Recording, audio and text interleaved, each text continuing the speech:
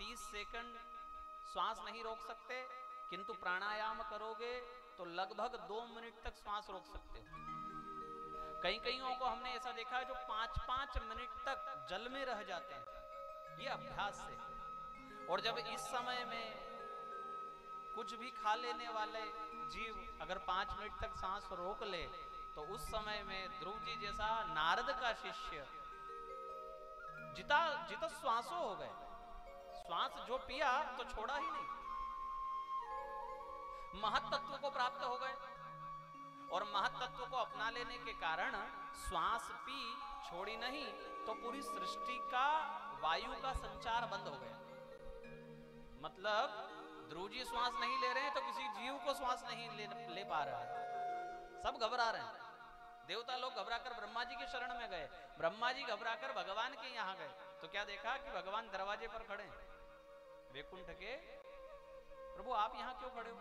बोले जब से वो बालक निकला है घर से, मेरा मन छटपटा रहा है कि उसे कब दर्शन दूं। तो देरी किस बात की, जाते क्यों नहीं? भगवान ने कहा ब्रह्मा जी तुम्हारे कारण नहीं जा रहा हूं। मेरे कारण? मेरे कारण क्यों प्रभु? बोले मैं अगर तुरंत दर्शन दे देता जैसे ही वो घर से निकला, तो तुम कहते कि कईयों को तो जन्म जन्म तक दर्शन नहीं देते और कईयों ने रिश्वत दे रखी है शायद, तो तुरंत दर्शन देने को आ गए। ना प्रभु, हमारी तौबा, हम कभी ऐसा ना कहें।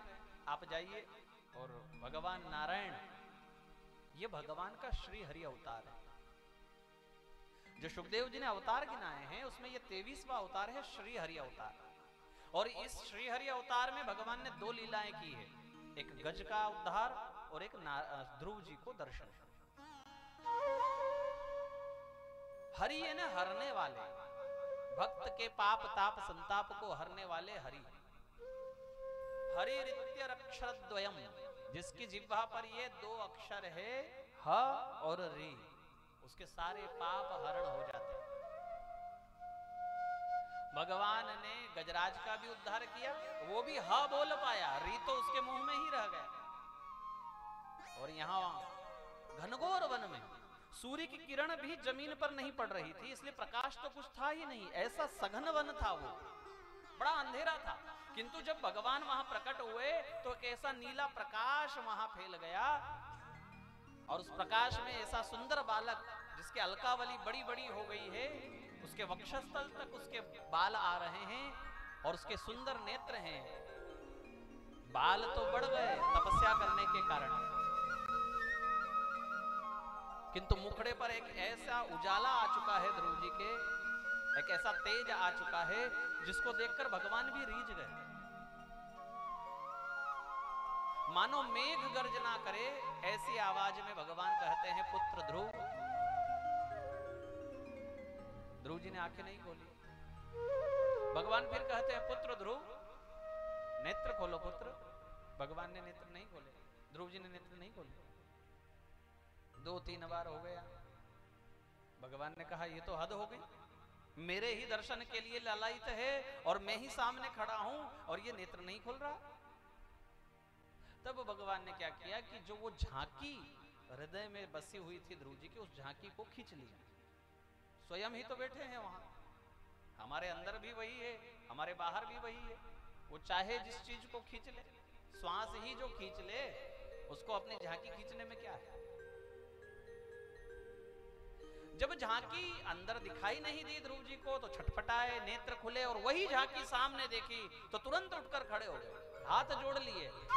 किंतु शंका हुई। शंका क्या हुई? ये कोई इंद्र का माया जाल तो नहीं, मेरी तपस्या को भंग करने के लिए ये कोई षड्यंत्र तो नहीं है। कभी देखा नहीं भगवान को तो माने कैसे कि यही भगवान है। नारद जी आए, नारद जी को कहा कि प्रभु यही है क्या?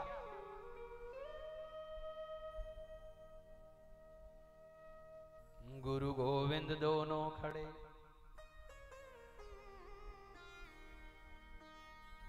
दोहा तो बहुत बाद में बना है, किंतु जिनको गुरु बनने का शौक चढ़ा हुआ है उन लोगों ने इसका अर्थ ऐसे बताया है कि गुरु गोविंद दोनों खड़े। काके लागू पाए, ये शिष्य को उलझन होती है, काके लागू पाए। तो गुरु लोग क्या कहते हैं, बलिहारी गुरु आपकी, मतलब किसके पैर पड़े? हाँ, इसका अर्थ अधिकतर लोग ऐसे ही जानते हैं कि फिर पैर पड़ने चाहिए तो किसके? गुरु जी के। ऐसा नहीं है। जिन्होंने अपने फोटो बांटे हैं कि घर में ले जाकर लगाना, हमारी पूजा करना, ये उन गुरुओं ने इस दोहे का ऐसा अर्थ किया है, ऐसा अर्थ है नहीं, समझो इसको। नारद जी भी खड़े हैं, भगवान भी खड़े हैं। नारद जी ने स्पष्ट कह दिया कि वाह पुत्र ध्रुव, कई वर्षों में जो संभव नहीं है वो तुमने 6 महीने में कर दिखाया। तुमको 6 महीने में भगवान ने दर्शन दे दिया, तो पक्का हो गया। गुरुजी ने कह दिया कि यही भगवान है। ठीक, अब ये शंका है ध्रुव जी को, काके लागू आए। और सच्चा गुरु वो जो शिष्य की मन की बात जान ले। समझ गए नारद जी की इसको शंका हो रही है कि ये पहले मेरे पास आए या भगवान के निकट जाए। तो धीरे से नारद जी ने इशारा कर दिया, अब तुझे मेरे पास नहीं आना है, अब इधर जा। मैं तो जब मिलना था तब मिल गया, जो मार्ग बताना था वो बता दिया, अब तुझे इधर जाना है। तो ध्रुव जी के मुंह से निकला, बलिहारी गुरु आपकी जो गोविंद दियो, मैं किसके पैर पड़ूं, ये मुझे शंका थी, पर अच्छा हुआ आपने बता दिया कि उधर जा, मेरे पास मत आ। इसको कहते हैं सच्चा गुरु, है ना। गुरु जो है ना मीडिएटर है, मिलाने का माध्यम जो है वो है गुरु। अच्छा देखो, जैसे लड़का लड़की, अब आपके घर में लड़की है, कहीं और लड़का है, एक कोई ऐसा व्यक्ति जो इस घर को भी जानता है उस घर को भी जानता है, उसने कहा वहां है, तुम कहो तो बात चलाऊं, और सब बात जम गई, तो उसको 2 पत्रिका आती है उस मीडिएटर को, नहीं, एक लड़के वाला भी देगा कि भाई करवाया किसने, और उसका विशेष वीआईपी ट्रीटमेंट होगा। जब शादी में वो आएगा तो वो लड़की वाले की तरफ से भी होगा, लड़के वालों की तरफ से भी होगा, उसकी ज्यादा अगवानी होगी, उसको ज्यादा पूछा जाएगा। वहां तक तो ठीक है, उसको मिलाना था उसने मिला दिया, विवाह करवाना था करवा दिया, पर अब लड़का लड़की जा रहे हैं घूमने के लिए, तो वो कहे मेरी भी टिकट करवाओ, मैं भी जाऊंगा इनके साथ। क्यों? बोले मैंने करवाई, मैं अब इनके साथ जाऊंगा। ऐसा हो तो फिर उसकी इज्जत रहेगी, फिर उसकी फिर उतनी इज्जत नहीं रहेगी जितनी पहले थी। ऐसे ही गुरु का कार्य है, और इसके अनेक उदाहरण हमारे शास्त्रों में भरे पड़े हैं। गुरु वशिष्ठ ने यज्ञ करके राम जैसा बेटा दशरथ जी को प्राप्त करवाया, किसके माध्यम से? गुरु के माध्यम से। जगतपति को, जगदीश को लाला बना करके दशरथ जी के यहां ले आए गुरु जी ने, और जब भगवान मिल गए तब दशरथ जी कहते हैं कि जाओ कोई गुरु जी को बुला लाओ, खुद नहीं गए। होना क्या चाहिए था भाई, जिनके कारण भगवान मिले हैं, दशरथ जी को खुद ना जाना चाहिए था, खुद जाना चाहिए था, गुरु जी की पूजन करनी चाहिए थी, और गुरु जी के हाथ में ही ले जाकर राम जी को दे देना चाहिए था कि आपके कारण मिला। किंतु लिखा है गुरु वशिष्ठ कह गयों हकारा, जाओ कोई गुरु जी को बुला कर लाओ।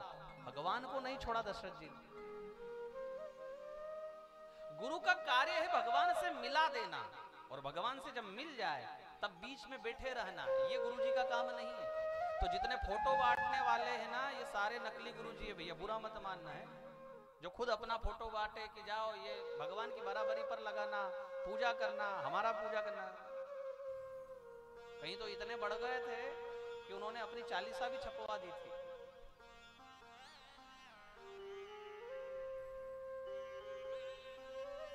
अर्थ है कि सच्चा गुरु वो जो गोविंद से मिला दे और बाद में दूर हो जाए, अपना मार्ग, अपना कार्य करके।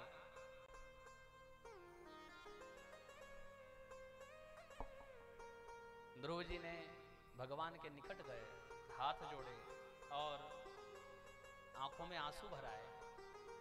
आंसू किस बात के? कि देखो, एक वो मेरा पिता है जो मैं चाहता था एक बार गोद में बिठा ले, पर मेरे अपने पिता ने मुझे गोद में नहीं बिठाया। और एक ये जगत पिता है जो मेरे सामने आकर खड़ा हुआ है। ना मैं यहां कोई राजकुमार हूं, ना मेरे साथ कोई और दूसरी संपत्ति है, किंतु ये तो निर्धन का ही तो है।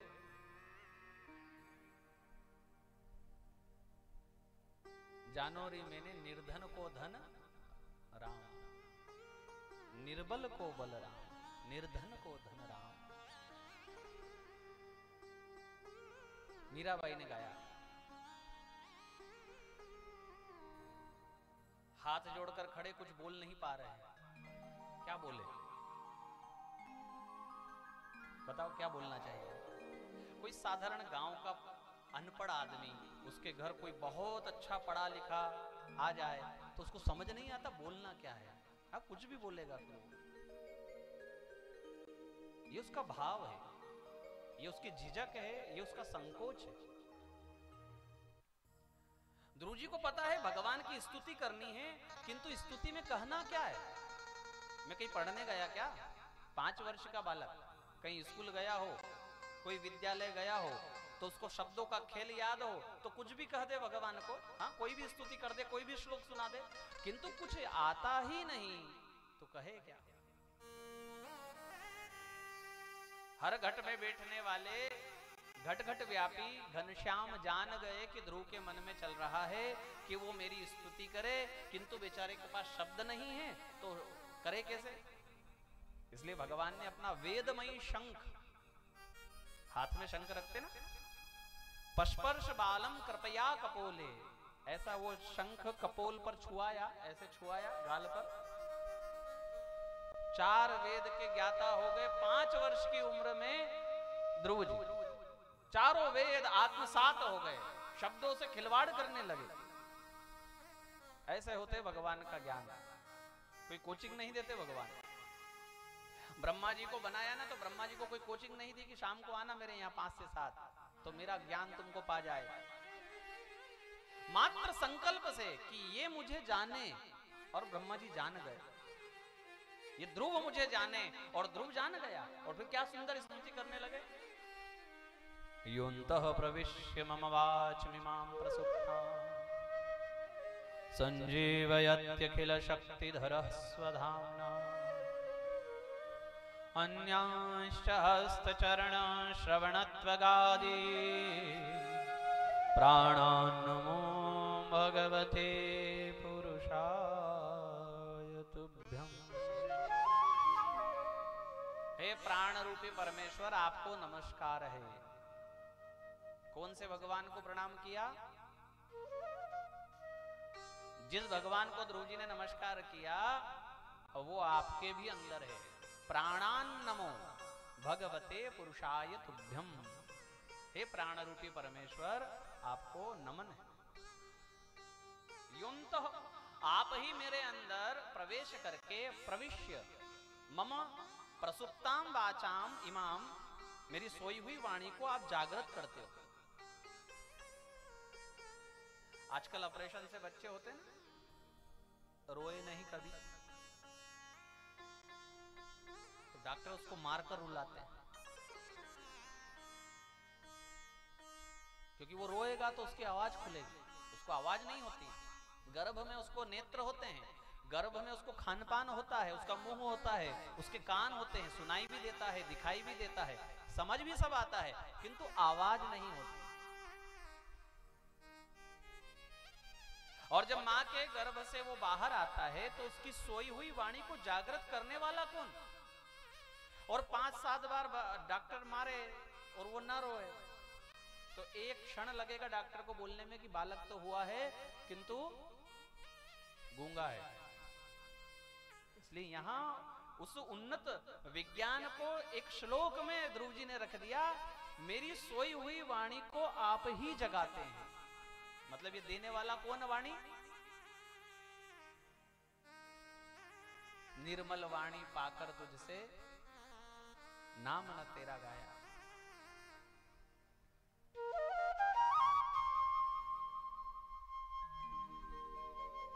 निर्मल वाणी पाकर तुझसे नाम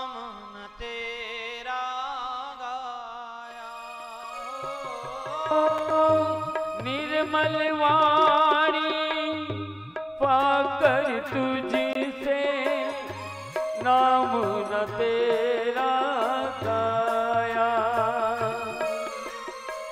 निर्मल वाणी पाकर तुझसे नाम न तेरा गाया। ओ निर्मल वाणी पाकर तुझसे नाम न तेरा गाया।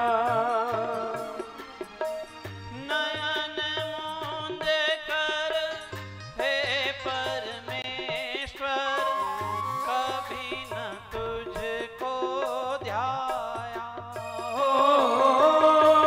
नयन मूंद कर है परमेश्वर कभी न तुझको ध्याया।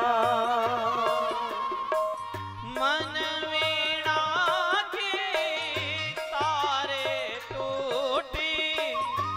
मन वीणा की तारे टूटी। अब क्या भजन सुनाऊं मेरी चादर ओढ़ के कैसे। मेरी चादर ओढ़ के कैसे। द्वार तिहारे आओ। ओ मेरी चादर ओढ़ के कैसे।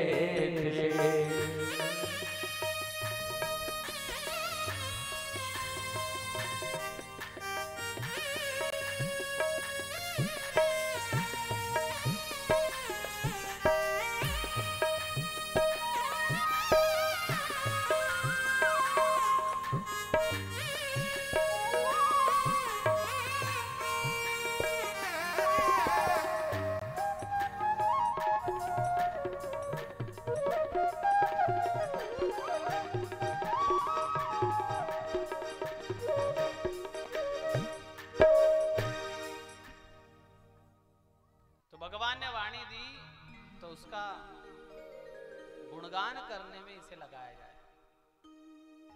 नरसिंह मेहता जो थे ना 5 वर्ष तक गूंगे थे। 5 साल के हो गए, आवाज नहीं थी। और शिवरात्रि के दिन उनकी दादी उनको भगवान के मंदिर लेकर गई और पंडित जी के रूप में आए हुए भगवान ने उन्हें वाणी प्रदान की। और ये बात जब नरसिंह जी को पता पड़ी कि मुझे वाणी नहीं थी और मुझे वाणी दी है तो भगवान ने दी है, तो आज से इस वाणी को किसको देना है? इससे केवल और केवल भगवान का भजन ही होगा और दूसरा कोई कार्य नहीं होगा। ऐसा उनका भाव। वाणी सबको देने वाले भगवान है, किंतु हम क्या करते हैं? ध्रुव जी कहते हैं कि मेरे हाथ, मेरे पैर, मेरी पलकें भी जो झुक रही है, उठ रही है कृष्ण, ये आपके कारण। भगवान ने कहा क्या चाहिए भाई? मांगो ध्रुव, क्या चाहिए? ध्रुव जी ने कहा कुछ नहीं। भगवान ने कहा मांगने तो तुम आए थे। बोले हाँ, मांगने तो मैं आया था। क्या मांगने आए थे ध्रुव जी? जब सौतेली माँ ने राज सिंहासन पर नहीं बैठने दिया तो ध्रुव जी ने ये पक्का कर लिया कि ये सिंहासन तो क्या, इसकी क्या बिसात, मैं ऐसा सिंहासन भगवान से मांगूंगा कि जिसकी परिक्रमा सप्त ऋषि करते हो। ऐसा ऊंचा सिंहासन कि जो जब ऊपर उठाकर देखे मुंह तो मेरा ही सिंहासन उसको दिखाई दे। अब ये बात या तो भगवान जानते थे या ध्रुव जी जानते थे, किंतु ध्रुव जी ने यहां आकर मन बदल लिया। अब कुछ नहीं चाहिए। मांगना मैं चाहता था किंतु अब आपको पा गया, अब मुझे कुछ नहीं चाहिए। क्योंकि आपको पाने के बाद भी यदि कुछ मांगना बाकी रह जाए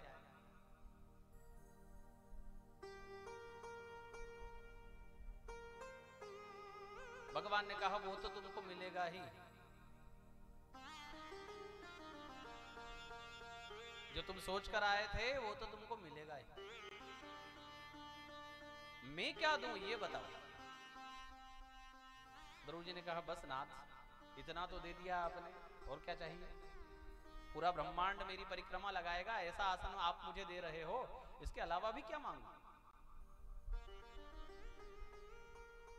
भगवान ने कहा ठीक है, मैं मेरी तरफ से देता हूं। आज से 36,000 वर्ष तक इस धरती का, इस पृथ्वी का एक क्षत्र राज्य तुम करोगे।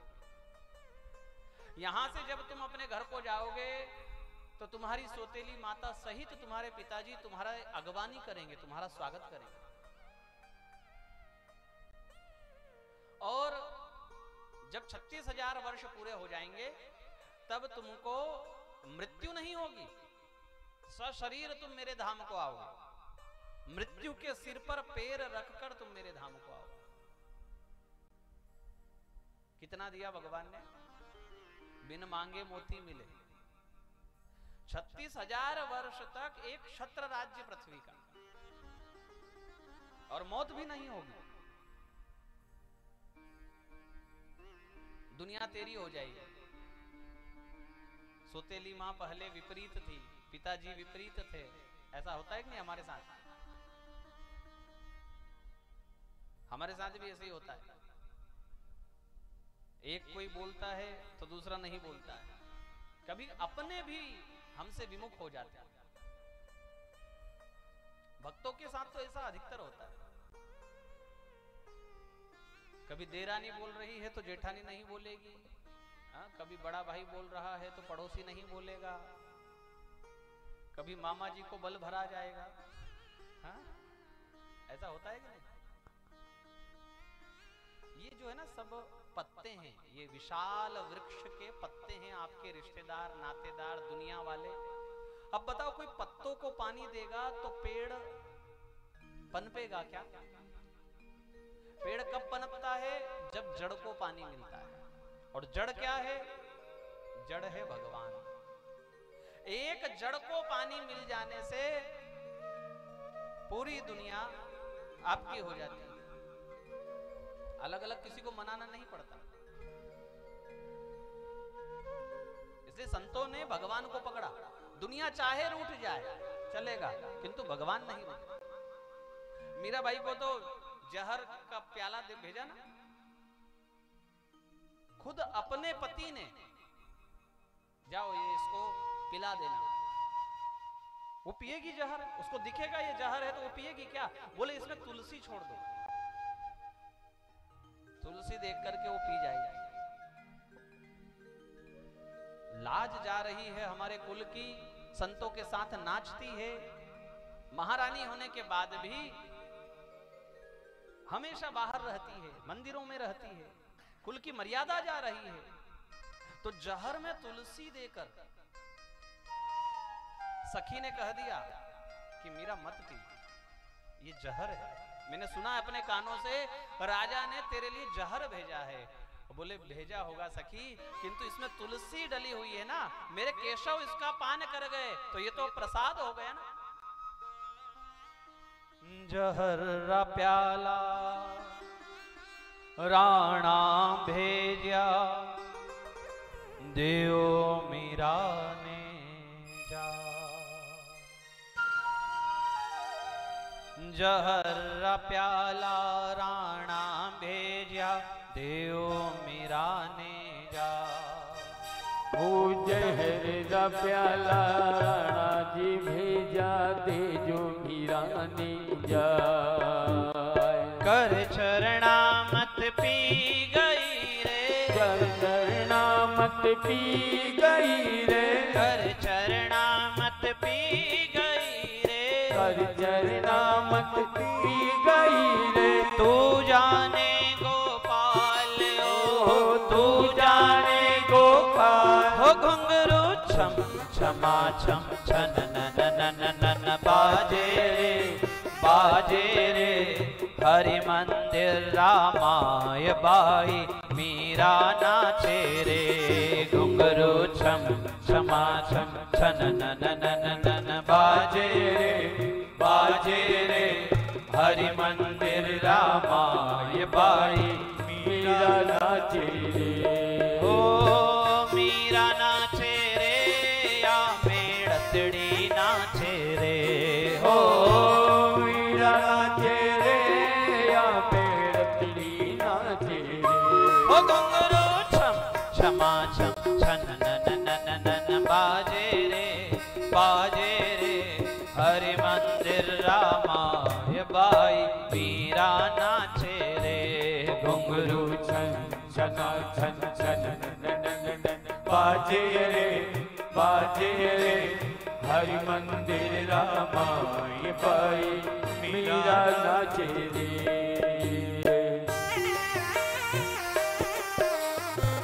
श्री राधे जरा ताली की सेवा देते हैं दोनों हाथों से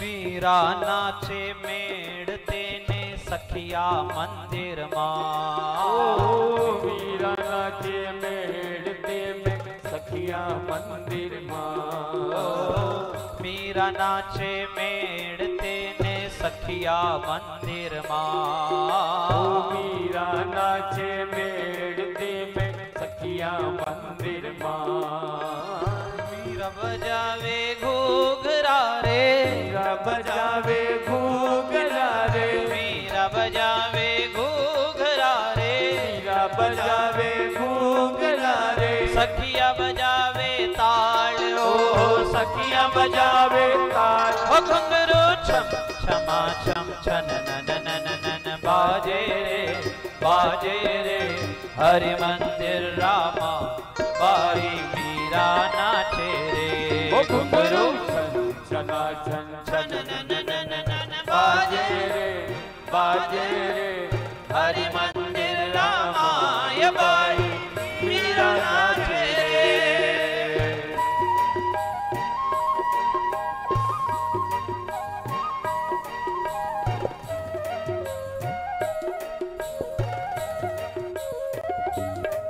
हरि बोल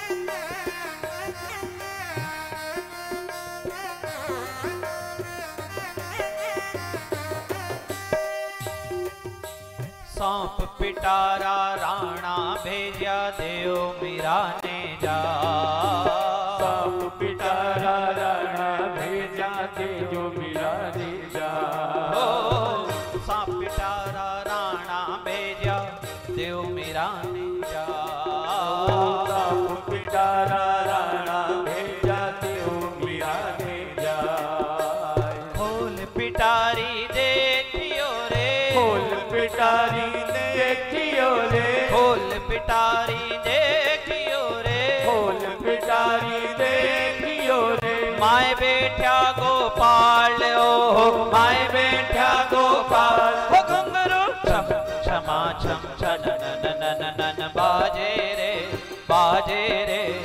हरि मंदिर रामाय बाई मीरा नाचे हो घुंघरू छम छमा छम छन नन नन बाजे रे हरि मंदिर रामाय बाई मीरा नाचे रे।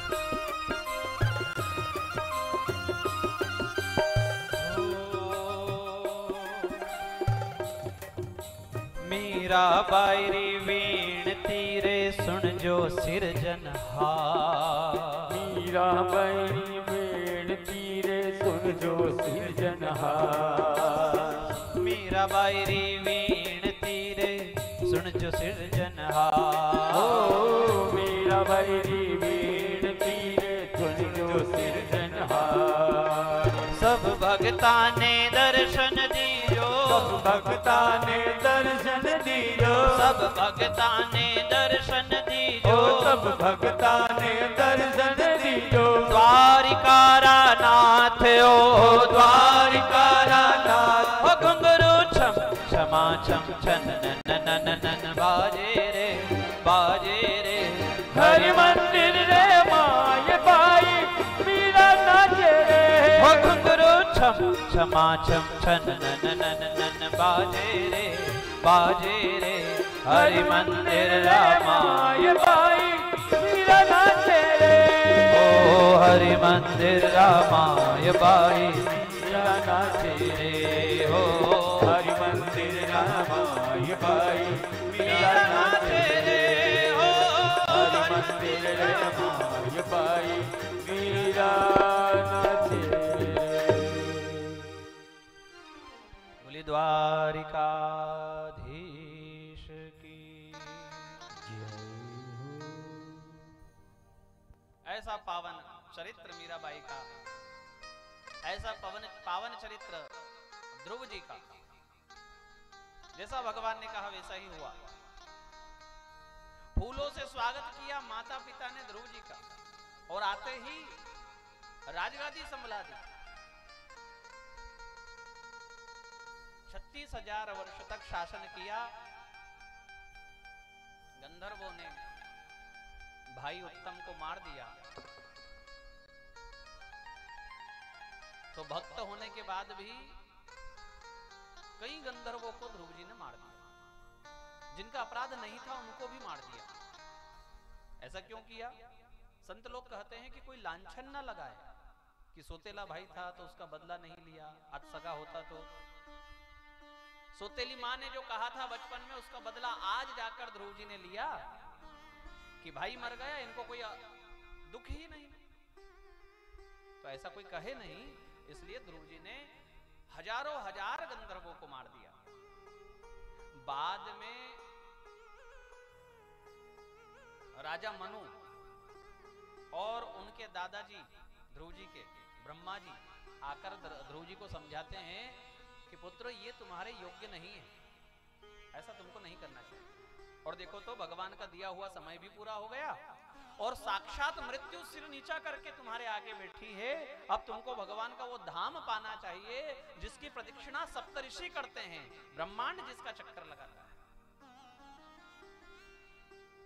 ध्रुव जी ने स्वीकार किया और जब विमान पर आरूढ़ होकर वो विमान गति करने लगा तो ध्रुव जी को रोना आ गया। भगवान के पार्षदों ने पूछा ध्रुव जी क्यों रोते हो? बोले देखो तो जिस मां सुनीति के कारण मैंने भगवान का पद पाया, मैं मोक्ष के समय अपनी मैया को ही भूल गया, इतना स्वार्थी में निकल गया। ना मेरी मैया मुझे ऐसी सीख देती, ना मैं आज भगवान को पाता, ना ऐसा उन्नत धाम मुझे प्राप्त होता। मैं इतना स्वार्थी, मां को भूल गया। पार्षदगण मुस्कुराए और कहने लगे कि धन्य है ध्रुव, तेरे जैसा बेटा और तेरा जैसा भक्त कौन होगा। और चिंता ना करो, जिस कुल में तेरे जैसा भक्त होता है ना ध्रुव, उसके माता पिता तो भगवान के धाम को ही जाते हैं। आपसे ऊपर ये जो विमान जा रहा है, बोले हाँ, इस विमान में आपकी मैया ही बैठी हुई है। इतना सुनकर के ध्रुव जी अति आनंदित हो गए कि मेरे कारण मेरी माँ को भगवान का धाम मिल गया, इससे बढ़कर के मुझे और क्या चाहिए। इसलिए कहा ना, जननी जने तो भक्त जन के दाता के शूर। ये तीन जो उपाधि है बच्चों की, इनमें पहली कौन सी है? हा? बोलो, अभी तो बोला ना मैंने। पहले नंबर पर क्या आता है? जननी जने तो भक्त जन, मतलब पहले नंबर पर क्या है? भक्त। अर्थात माँ को कुछ ऐसा करना चाहिए कि बचपन में ही आपका बेटा भगवान का भक्त हो जाए।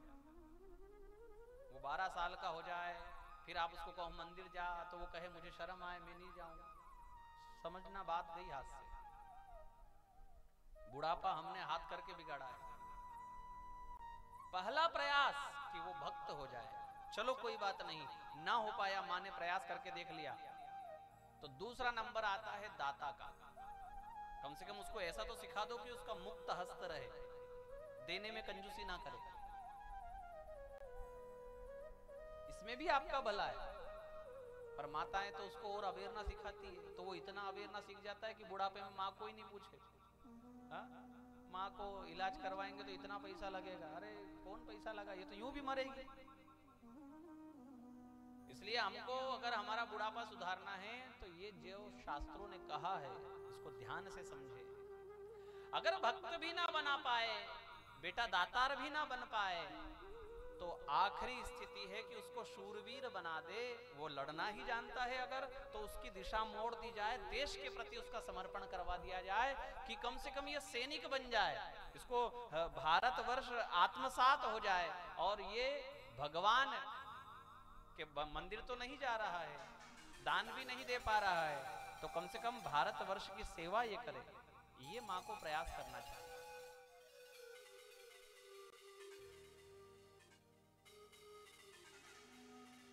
जननी जने तो भक्त जन के दाता के शूर।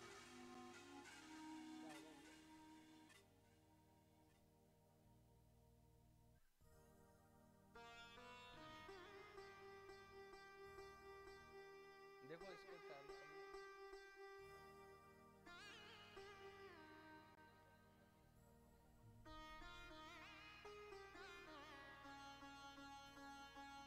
ऐसा सुंदर चरित्र सुनाया।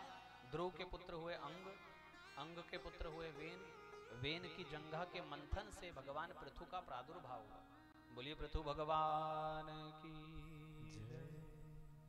अर्ची महारानी उनके लक्ष्मी स्वरूपा साथ आई। राजा पृथु ने बहुत भगवान की सेवा की और जब भगवान प्रसन्न हुए तो उनसे इन 2 करणों में 1000 करणों की शक्ति मांगी। मैं राजकाज में लगा रहूं और आपकी कथा कहीं दूर हो रही हो तो भी मुझे यहां सुनाई दे जाए, ऐसी आप कृपा करें। पृथ्वी का दोहन किया। इनके प्राचीन बरही उपाख्यान हुआ। आगे जाकर प्रिव्रत नाम का पुत्र राजा मनु का, उनके सुंदर चरित्र का सुखदेव जी ने वर्णन पंचम स्कंध में किया। इनके पुत्र हुए नाभि और नाभि के पुत्र हुए ऋषभदेव भगवान, जैन भाइयों के प्रथम तीर्थंकर, जहां से जैन धर्म चला, वो भी भगवान ऋषभदेव। इनका चरित्र बड़ा सुंदर है। इनके चरित्र में ऐसा त्याग, ऐसा महान त्याग है।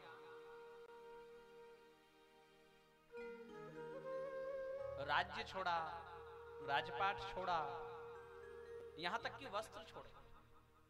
और जो सब छोड़ता है ना, उसको एक और चीज पकड़ लेती है, कीर्ति। उनका नाम चल जाता है। उनको मिलने के लिए दूर दराज से लोग आते हैं। कोई ऐसा संत हो जाए, कोई ऐसा सन्यासी हो जाए, तो लोग जाते हैं दर्शन करने। तो कीर्ति तो फिर भी पकड़ती है। कपड़ा छोड़ा, कपट छोड़ा, कीर्ति ने पकड़ा। तो ऋषभ देव जी ने कीर्ति भी ना मुझे व्यापे, इस हेतु अपना ही मल अपने शरीर में लपेट लिया। अब लोगों को बुरा लगने लगा कि देखो ये तो कैसे हैं, उनकी लीला है ये, पर लीला कोई समझ नहीं पा रहा। लोग समझ रहे हैं कि अरे अब ये दर्शन योग्य नहीं बचे, इनके पास तो बदबू आती है ना। तो लोग भाग खड़े हुए और ऋषभ देव जी का भजन हुआ। ऋषभ देव जी के 100 पुत्र हुए। इनमें 81 कर्मकांडी ब्राह्मण हुए। आज जो पूजन पाठ चल रहा है ये भी ऋषभ देव जी के पुत्रों के द्वारा। और 19 बचे, उनमें 9 नवयोगेश्वर हो गए, जिनकी कथा एकादश स्कंद में आती है। राजा प्रियव्रत को जिन्होंने बड़ा सुंदर सत्संग करवाया, और उस सत्संग के माध्यम से नारद जी ने वसुदेव जी का उद्धार कर दिया भगवान के कहने से। भगवान ने नारद जी को कहा कि मैं चाहे परमात्मा हूं, किंतु मैं यदि अपने पिता को कुछ कहूंगा तो मेरे पिताजी कहेंगे कि जा तुझे कुछ नहीं आता, वो तो मुझे बेटा ही समझते ना आखिर को। तो नारद जी को सीख दी कि मेरे पिताजी का उद्धार हो जाए, ऐसा कुछ करो। पुत्र को यही कर्म करना चाहिए। देखो, पुत्र का काम केवल सेवा करना नहीं है। सेवा तो आजकल पैसे से भी हो जाती है, और यूं कहें कि पैसे से ही सेवा हो रही है तो भी गलत नहीं। घर में बेटा बहू भी अगर सेवा कर रहे हैं तो कैसे कर रहे हैं? एक जगह हम गए थे, वो दादाजी को पलंग से उठते नहीं बन रहा था, बिल्कुल शरीर पर ही इतना कष्ट, पलंग पर ही पड़े हैं। तो उनको कफ बार बार आ रहा था। वो एक बर्तन में ही वो कफ निकालते थे, थूकते थे। तो कोई उसको साफ करने गया बाहर, बहू पास खड़ी थी। इतने में उनको फिर खांसी आई, फिर कफ निकला।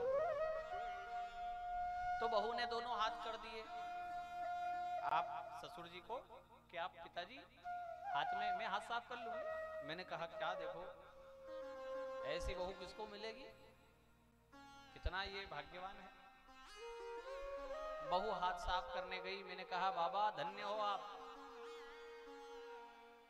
कितना भगवान ने आपके ऊपर कृपा की है कि बहू हाथ में आपका थूक झेल रही है। तो बाबा ने बड़ी मुश्किल से कराहते हुए, कफ था ना, कहा, मैंने कहा क्यों? बोले मेरे नाम पर 10 एकड़ जमीन है अभी।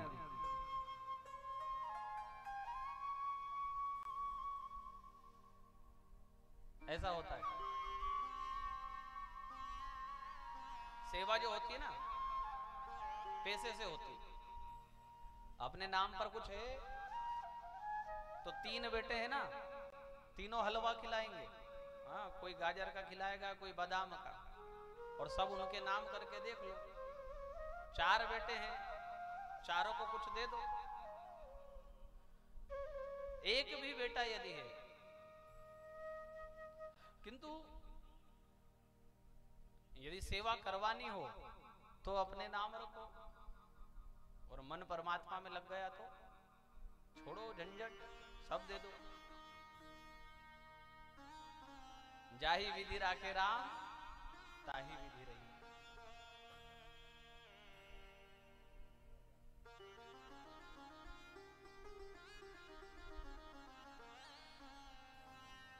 पुत्र का कर्तव्य है कि न केवल माता पिता की सेवा करे, अपितु माता पिता का उद्धार कैसे हो जाए। देखो, पिताजी के कर्म मानो ठीक नहीं थे, या पिताजी ने कोई ऐसा काम नहीं किया जिससे उनको मोक्ष हो जाए, और माता भी ऐसा कोई काम नहीं कर पाई। अब ऐसे में बेटा खूब पेड़ दबाता है, खूब अच्छा भोजन कराता है, ये तो अच्छी बात है, बेटे का तो बढ़िया काम हो रहा है, बेटा तो तर जाएगा, किंतु माता पिता का भला कैसे होगा? सेवा करवाने से माता पिता का भला हो जाएगा क्या? बेटे को पुत्र क्यों कहते हैं? पुण्य नामक नरक त्रायेति पुत्रः, पुण्य नामः नरक त्रायेति पुत्रः, जो पुण्य नामक नरक से तार दे माता पिता को, उसको कहते हैं पुत्र। और यहां पढ़ना पड़ता है अतिशय मोह के कारण। तो बेटा जिस किसी विधि से हो जाए, अंत समय में माता पिता का मन भगवान में लगवा दे, वो सच्चा बेटा है। इसलिए हमारे यहाँ पुरानी परिपाटी है कि बुढ़ापे में तीर्थ जाओ। कौन भेजता है? बेटा। क्यों भेजता है? कि बस अब आपने बहुत कर लिया कमाना खाना, अब आप थोड़ा भगवान में मन लगाओ। पर वो अम्मा जी को तो वहां बद्रीनाथ में भी जाके घर ही याद आ रहा है। तो प्रयास ऐसा करे बेटा कि, और ऐसी स्थिति में देखो मैं बताऊं आपको कि तीर्थ भी आजकल पिकनिक स्पॉट बना दिए। द्वारका जी भी लोग जाते हैं तो क्यों जाते हैं? बढ़िया होटल में रुकेंगे, वहां धर्मशाला नहीं ढूंढेंगे, कोई बढ़िया 3 स्टार 5 स्टार हो, वहां जाकर रुकेंगे, ऐसी रूम में टीवी हो। अब द्वारका जी में क्यों आए हैं, रामेश्वरम क्यों गए हैं? कारण क्या है? तो इसकी अपेक्षा तीर्थ हो गए फिर भी यदि मन घर से नहीं छूटा, तो भगवान की कथा बड़ा सुगम माध्यम है।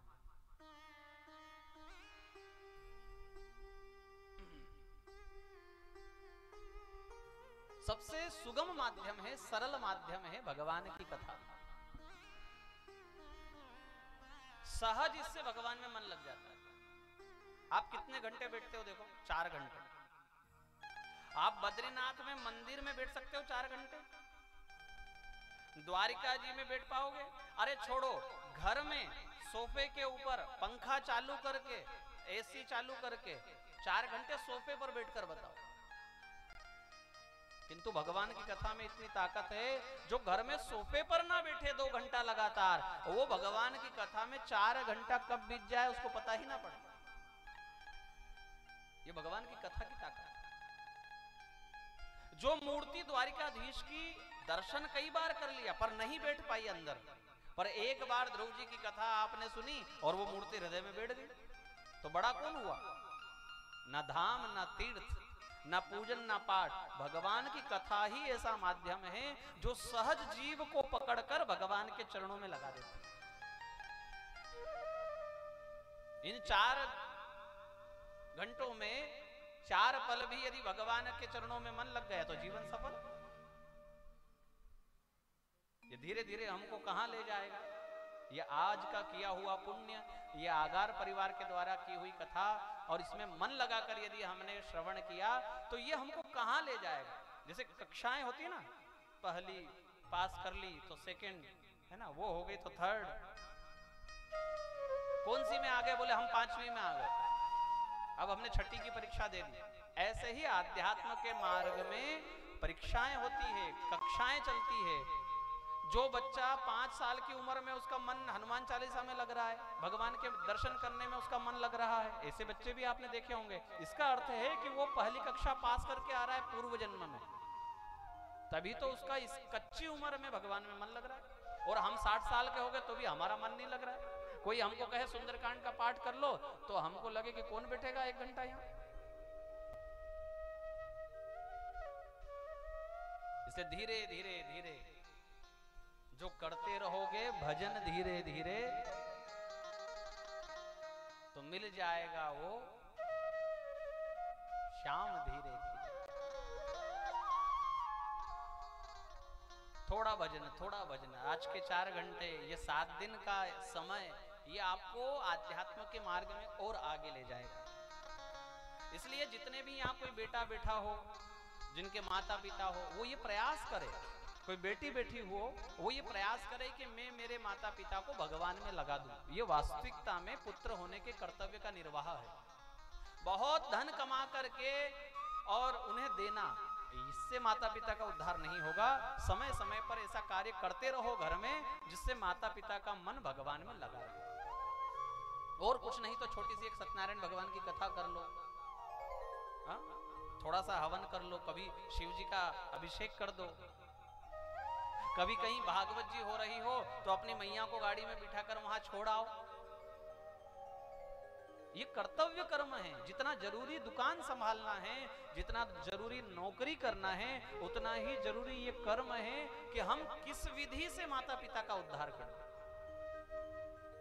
और ऐसा करने से पुत्र उऋण होता है, अन्यथा तो वो ऋणी रह जाता है, चाहे कितनी भी सेवा वो क्यों ना कर ले। अच्छा, आपने गोकर्ण जी की कथा सुनी, कल परसों गोकर्ण जी की कथा आपने सुनी। एक बेटे ने लात मारी तो आत्मदेव जी सोच रहे थे कि मेरा दूसरा बेटा है। ऐसा ही सोचेगा ना कोई भी पिताजी को, यदि किसी बेटे ने गालियां दी तो वो क्या सोचेगा, अरे अभी तो मेरा और भी बेटा है, इसने मेरी सेवा नहीं की तो क्या हुआ। किंतु दूसरे बेटे ने सेवा नहीं की, गोकर्ण जी ने आकर उनकी कोई सेवा नहीं की, उनको कोई ढांढस नहीं बंधाया, उनको कोई चुप नहीं कराया। उन्होंने तो ऐसे 2 श्लोक गा दिए जिससे पिताजी का हमेशा हमेशा के लिए उद्धार हो। ऐसा काम गोकर्ण जी ने किया, ना कोई चरण दबाए, किंतु पिताजी का उच्चाटन करवा दिया संसार से कि पिताजी आप सोच रहे हो कि एक बेटे ने लात मारी तो अब मेरा दूसरा बेटा है, मेरी पत्नी है। जाया सुता दिशु ममताम विमुंच पश्यानिशम जगदिदम क्षणभंगुनिष्ठम वैराग्य राग रसिको भव भक्ति निष्ठ।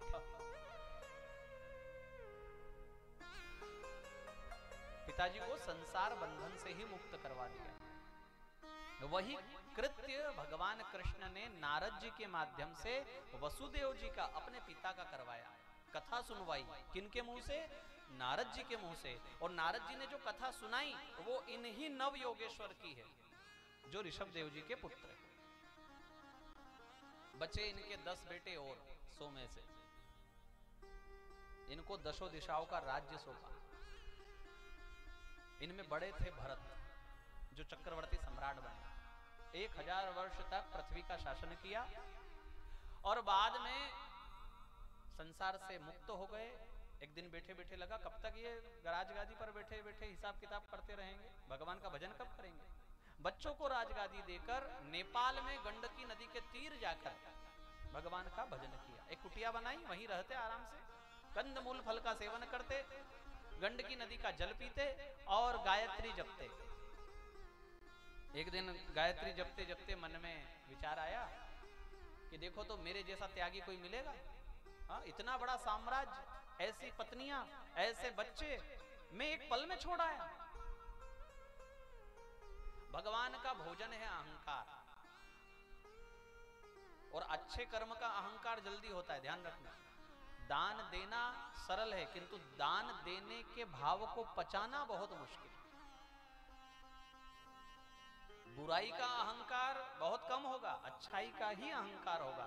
मैं मंदिर जाता हूं, आप देखना लोगों को, तू कई करे, दिन भर पड़ा रहे घर में, मैं मंदिर जाता, 1 घंटे वहां भगवान की सेवा करके आता।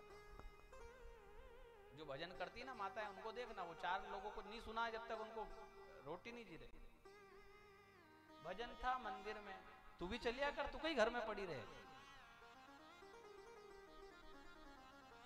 और तो छोड़ो, किसी को कोई अच्छी आदत हो, अच्छा देखो, किसी को जल्दी उठने की आदत होती है, अच्छी आदत, पर वो उसमें भी उनको अहंकार कि मैं तो जल्दी उठ जाता हूं, तुम क्या करते हो, पड़े रहते हो। और कुछ नहीं तो बच्चों के ऊपर ही चिल्ला, 5 बजे से उठे तो 5 बजे से रेडियो चालू करे, अरे पड़े रहते हो, हाँ शर्म नहीं आती तुमको, दिन चढ़ गया, कब तुमको विद्या आएगी, कब तुमको पैसा मिलेगा। अरे भाई तू उठ गया तो भजन कर, क्यों बड़बड़ा रहा है। किंतु अच्छाई का अहंकार जल्दी होगा। छोटी सी भी अच्छाई अगर हमारे अंदर है तो उसका अहंकार हमको होगा, उसको पचाना मुश्किल। और फिर कोई भजनानंदी हो जाए, बहुत बड़ा दानवीर हो जाए, जमीन दान कर दे, तो फिर तो पत्थर तो लगाना बनता है।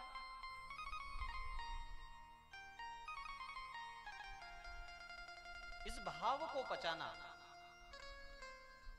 कभी कभी हमारे द्वारा ऐसा होता है, देखो किसी भी बात की गहराई तक उसको समझो। कभी कभी हमारे द्वारा दिए हुए दान को बखान भी करना पड़ता है, पर बखान करते समय भाव ये ना आए कि हम दानी हैं। बखान फिर क्यों कर रहे हैं? बखान इसलिए कर रहे हैं कि 4 लोग और उस कर्म में जुड़े। मंदिर बन रहा है ना, अब हम में अकेले में ताकत नहीं। गौशाला बन रही है, हम में अकेले में ताकत नहीं गौशाला बना दे, किंतु हमने 50,000 दिया और आपको लगता है कि ये व्यक्ति भी दे सकता है, तो उसके सामने बोलना कोई बुरी बात नहीं। भैया मैंने 50 दिया है, तेरी कोई इच्छा हो तो वो सोचेगा कि इसने 50 दिया तो मैं 25 तो दूं कम से कम। तो ऐसी जगह बोलना बुरी बात नहीं, किंतु उसके अहम को पचाना आना चाहिए। भरत जी नहीं बचा पाए, साम्राज्य जो छोड़ा, भगवान की क्या लीला हुई। देखो, जो अनेक पत्नियों में नहीं फंसे, चक्रवर्ती सम्राट होकर जो राजपाट में नहीं फंसे, अनेक बच्चे होने पर जो नहीं फंसे, वो कहां फंसते हैं? देखो आप, उनको अचानक से माला जपते जपते क्या दिखा? सामने गंडकी नदी में एक हिरण पानी पी रही है। अचानक से एक सिंह की गर्जना होती है और स्वभाव से डरपोक हिरणी जो थी वो छलांग लगा देती है नदी में। गर्भिणी थी वो, उसका गर्भ स्राव हो गया जल में, हिरण मर गई, शावक डूबने लगा। भरत जी ने सोचा कि माला करना जरूरी है या इस शावक को बचाना जरूरी है। छोड़ी माला, उसको ले आए। यहां तक तो ठीक था। फिर उसके बाद विचार करते हैं कि यदि मैं इसको छोड़ दूंगा तो इसकी मैया तो मर गई और कोई शियार इसको खा जाएगा, तो बचाना ना बचाना बराबर। इसलिए इसको थोड़ा ये उछाल भरने लगे, थोड़ा ये चलने लग जाए, दौड़ने लग जाए, तब इसको छोड़ देंगे। ठीक है, वहां तक भी उसको पास में रख लिया। उसके लिए घास लेकर आते, नरम नरम चारा छांट कर दूरवा लेकर आता, हाँ, जैसे गणेश जी को चढ़ाएं। जो समय माला में जा रहा था, वो समय किस में जा रहा है? उसको रख लिया, वो दौड़ने लगा, तब भी उसको छोड़ने का मन नहीं किया। जरा वो थोड़ी दूर चला जाता, आंखों से ओझल हो जाता, तो मन ही मन सोचते कोई शेर ने उसको खा गया होगा, और देखो तो मैं ऐसा अभागा, मेरा प्यारा हिरण कहां चला गया। बच्चों में ना फंसे, हिरण में फंस गए। एक दिन अंत समय आया, हिरण की ही याद में प्राण छोड़ दिए। अंतमति सो गति, इसलिए हिरण की योनि को प्राप्त किया। आखिरी में भगवान का नाम लेने का इसलिए कहा है कि शरीर का नियम है, आखिरी में जो याद रहेगा वही हमारी गति होगी। और आखिरी में क्या याद रहेगा? जिसमें अतिशय मन है वो आखिरी में याद आएगा। कष्ट में कौन याद आता है? जिसमें अतिशय मन है। उदाहरण के लिए बच्चा, छोटे से बच्चे का मन किसमें होता है? मां में। और मां उसको मार रही है तो भी वो किसका नाम लेकर रोएगा? मम्मी। मार भी मम्मी रही है, फिर भी रो किसका नाम लेकर? क्योंकि कष्ट में वही याद आएगा जो अतिशय मन में बसा हो। तो किसी के मन में अतिशय पैसा बसा हो तो उसको मरते समय क्या याद आएगा? है ना, एक सेठ जी थे, 4 बड़े बेटे और चारों के बड़े बड़े उन्होंने व्यापार खुलवाए, और कंजूस इतने कि कभी किसी को 1 रुपया नहीं दिया। आखिरी समय आया, बेटे भी वैसे ही, उनके बेटे भी जो थे ना वो भी वैसे ही, उनकी स्वभाव पिता के ही गुण आए। पत्नियों ने फोन कर दिया, पिताजी का अंतिम समय है। डॉक्टर ने हाथ ऊंचे कर दिए, कहां हो? बोले दुकान पे, घर आ जाओ।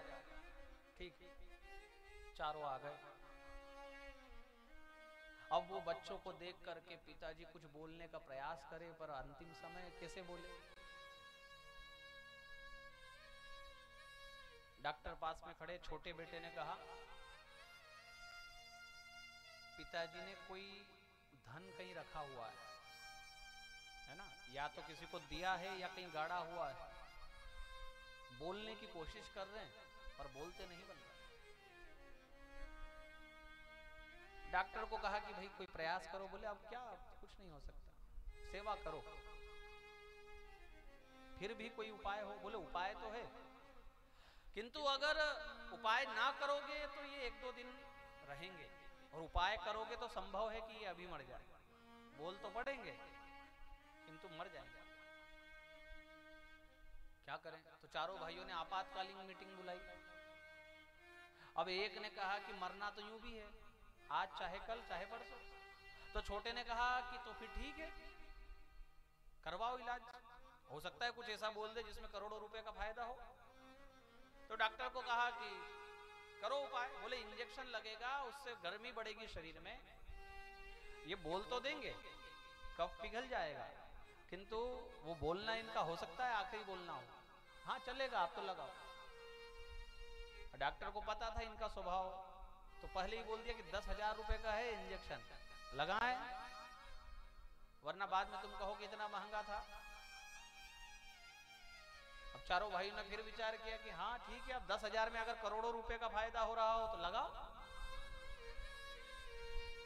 डॉक्टर ने लगाया वो इंजेक्शन, कफ पिघला शरीर का, पंच प्राणों का जोर लगा करके वो बाबा ने कहा, अरे तुम चारों यहां आ गए तो दुकान पर कौन है? और राम नाम सत्य हो गया।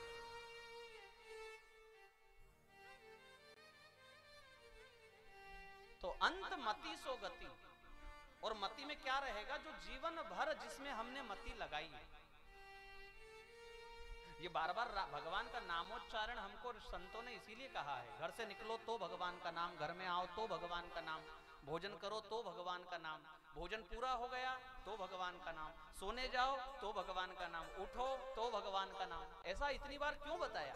इसलिए कि ये बार बार रटेगा तो संभव है कि आखिरी समय में इसके मुंह से ये नाम निकल जाए। अगर रटेगा ही नहीं तो निकलेगा कैसे? हिरण की योनि को पाया भरत जी ने, और हिरण की योनि को छोड़ा तो ब्राह्मण कुल में जन्म हुआ। पूर्व की तपस्या से तीनों जन्म की स्मृति बनी हुई थी, ब्राह्मण कुल में हुए, छोटे बेटे हुए, इसलिए अब निश्चय कर लिया इस दुनिया में बोलना मतलब फंसना। आदमी कुछ बोलेगा तो फंसेगा, है ना।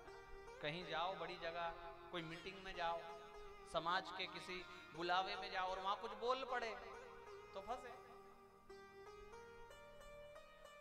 इसलिए सबसे भली मौन, नहीं बोलने पर ज्यादा ठीक है, बोलने में समस्या है।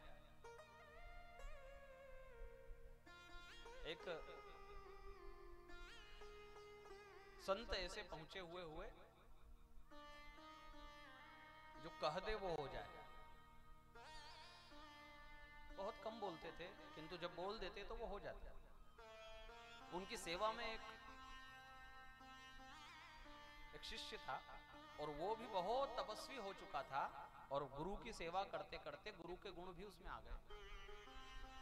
नगरों में भ्रमण करते हुए राजधानी पहुंचे। राजा को पता पड़ा, राजा को कोई संतान नहीं थी। पहुंचे हुए संत आए हैं, राजा रानी दोनों कुटिया पर पहुंचे। संयोग से गुरुजी थोड़ा सामान लेने के लिए बाहर गए थे, शिष्य अकेला था। कहां गए गुरुजी? बोले वो थोड़ा कहीं गए हैं, कब आएंगे? बोले पता नहीं। आप कैसे पधारे? आप पधारे क्यों? संतान नहीं है इसलिए पधारे। किंतु इतना बोलने में भी रानी को रोना आ गया।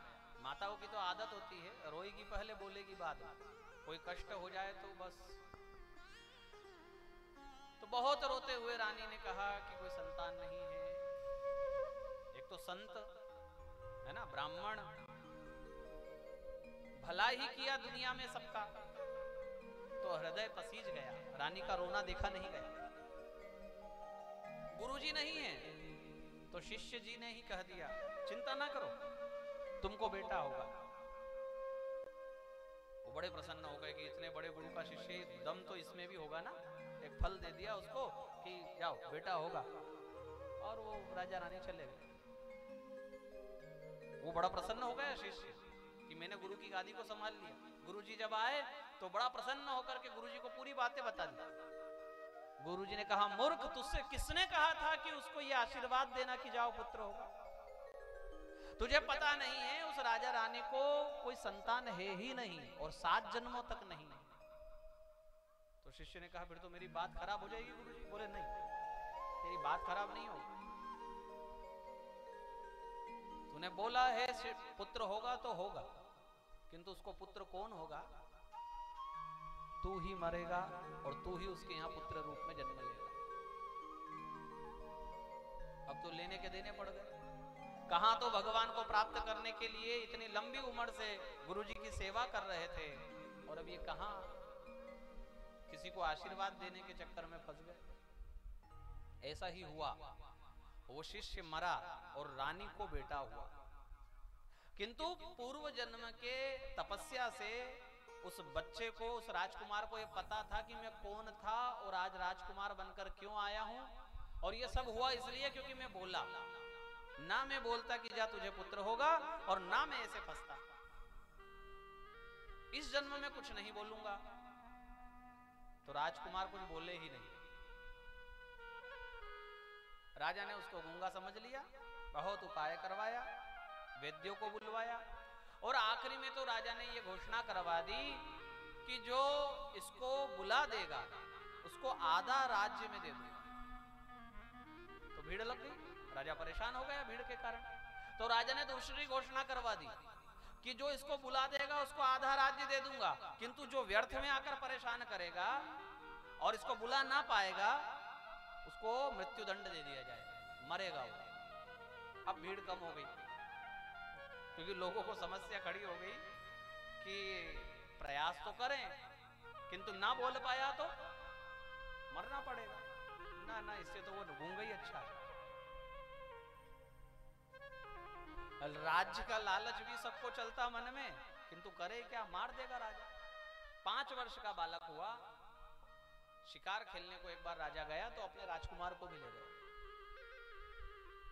पूर्व समय में संत था वो, तो बड़ी हृदय में करुणा थी जीवों के प्रति, और ये शिकार खेलने आए तो उसको बड़ा बुरा लग रहा था।